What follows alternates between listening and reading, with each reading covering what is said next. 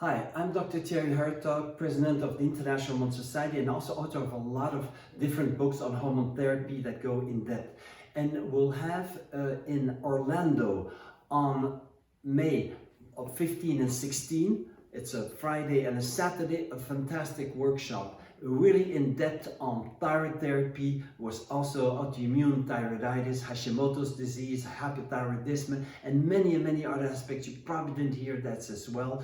We'll also talk about melatonin and also different aspects of melatonin that can occur. We'll talk also about oxytocin, but much more in depth than you ever see. So you really will learn practically what you need to know. And then of course, like I wrote in my last book, the therapy for men, testosterone therapy, that will really be in depth, really exciting, like you want to have it. So I hope I will see you there on this exceptional workshop that will be in parallel with the A4M Orlando Congress. See you there. Bye-bye.